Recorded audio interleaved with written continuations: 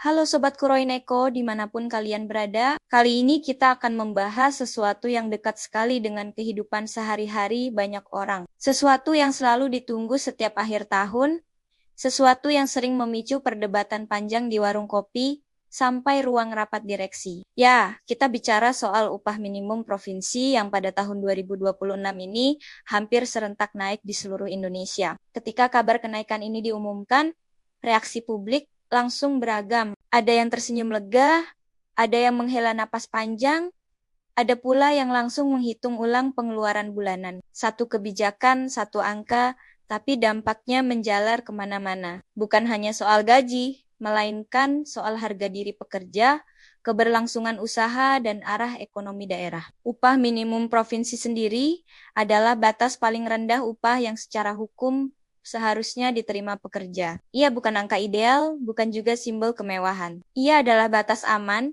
pagar minimum agar pekerja tidak jatuh terlalu dalam di tengah mahalnya biaya hidup. Maka, ketika upah minimum provinsi naik, wajar jika ia selalu menjadi topik hangat. Karena bagi banyak orang, angka ini bukan sekadar statistik, melainkan soal dapur, sekolah anak, cicilan, dan ongkos hidup harian. Pada tahun 2026, hampir seluruh provinsi di Indonesia menetapkan kenaikan upah minimum provinsi. Hanya sedikit wilayah yang menghadapi kondisi khusus sehingga kenaikannya tertahan atau belum diputuskan secara final. Selebihnya, pemerintah daerah memilih menaikkan angka dengan berbagai pertimbangan ekonomi, sosial, dan politik. Ini menjadi sinyal bahwa negara melihat adanya tekanan biaya hidup yang nyata di tengah masyarakat. Contohnya di ibu kota, angka upah minimum provinsi melonjak menjadi lebih dari Rp5.700.000. Bagi sebagian pekerja, angka ini terasa seperti angin segar. Setidaknya ada ruang napas tambahan untuk bertahan di kota dengan biaya hidup yang terkenal ganas. Sewa kamar,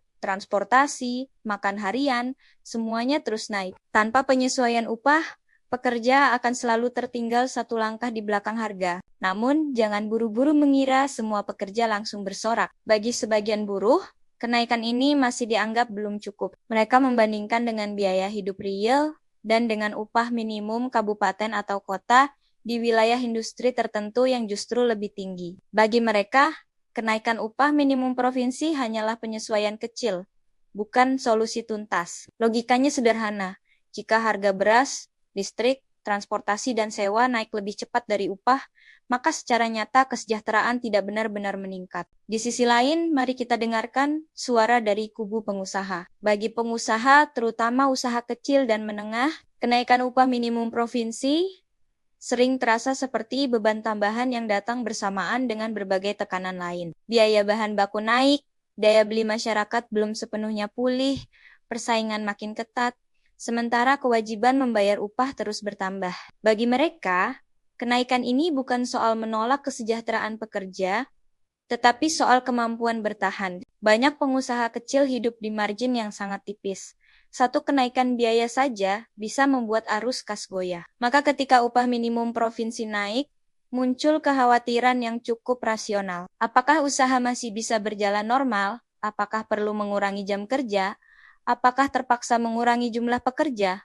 Atau bahkan, apakah usaha harus tutup? Ini bukan ancaman kosong, melainkan realitas yang kerap terjadi di lapangan. Namun menariknya, tidak semua pengusaha memandang kenaikan ini sebagai musuh. Ada juga yang melihatnya sebagai investasi jangka panjang. Pekerja yang digaji lebih layak cenderung lebih loyal, lebih fokus, dan lebih produktif. Tingkat keluar masuk pekerja bisa ditekan, biaya pelatihan ulang bisa dikurangi. Dalam jangka panjang, stabilitas tenaga kerja justru bisa menguntungkan perusahaan. Tentu ini berlaku jika kenaikan upah diiringi dengan iklim usaha yang sehat dan kebijakan pendukung dari pemerintah. Pemerintah sendiri berada di posisi yang tidak mudah. Di satu sisi, negara punya tanggung jawab moral dan konstitusional untuk melindungi pekerja. Di sisi lain, negara juga harus memastikan dunia usaha tetap hidup. Jika pengusaha kolaps, lapangan kerja hilang, maka masalah baru akan muncul. Oleh karena itu, penetapan upah minimum provinsi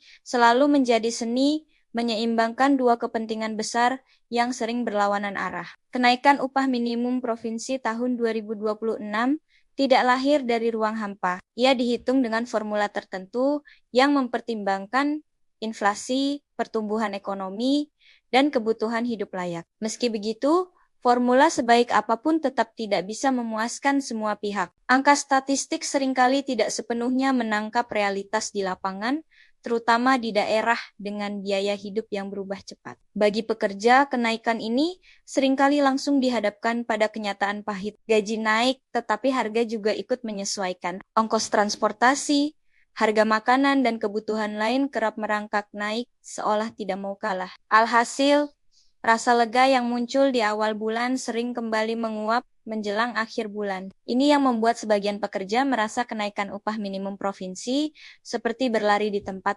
Sementara itu, bagi pengusaha, tantangan tidak berhenti pada membayar upah. Ada kewajiban pajak, biaya perizinan, biaya energi, dan berbagai pungutan lain yang juga menunggu. Tanpa dukungan kebijakan yang komprehensif, pengusaha bisa merasa diperas dari dua arah. Dari atas oleh regulasi, dari bawah oleh biaya operasional. Disinilah sering muncul keluhan bahwa kebijakan upah seharusnya diiringi dengan insentif, bukan berdiri sendiri. Maka pertanyaannya sekarang bukan lagi apakah upah minimum provinsi perlu naik atau tidak. Pertanyaannya adalah bagaimana kenaikan itu dikelola agar benar-benar membawa manfaat. Bagi pekerja, kenaikan upah perlu diiringi dengan pengawasan yang ketat, agar benar-benar dibayar sesuai aturan. Bagi pengusaha, kenaikan upah perlu dibarengi kemudahan usaha, insentif pajak, dan kepastian hukum. Sekarang, mari kita tarik pembahasan ini ke ranah yang lebih personal. Kamu yang sedang membaca ini,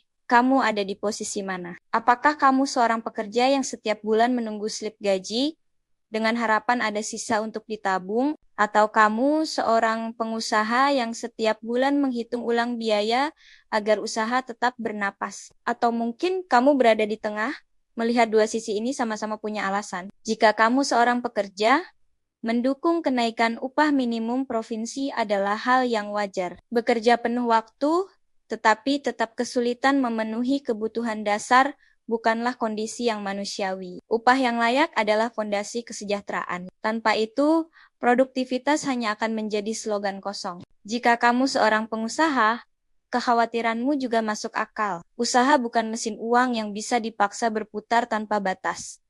Ia butuh keseimbangan agar tetap hidup. Kenaikan upah yang tidak diiringi peningkatan produktivitas dan dukungan kebijakan bisa menjadi beban berat. Dan jika kamu memilih berada di posisi tengah, kamu mungkin menyadari satu hal penting. Konflik antara pekerja dan pengusaha tidak akan pernah selesai jika negara hanya hadir sebagai penonton. Negara harus aktif menjadi penengah yang adil, bukan sekadar penentu angka. Kebijakan upah seharusnya menjadi bagian dari ekosistem ekonomi yang utuh, bukan keputusan tunggal yang berdiri sendiri. Pada akhirnya, kenaikan upah minimum provinsi tahun 2026 adalah cermin kondisi ekonomi Indonesia saat ini. Ia mencerminkan tekanan biaya hidup, dinamika dunia usaha, dan upaya negara menjaga keseimbangan. Ia bukan jawaban final, melainkan proses yang terus berjalan. Maka, mari kita sikapi isu ini dengan kepala dingin.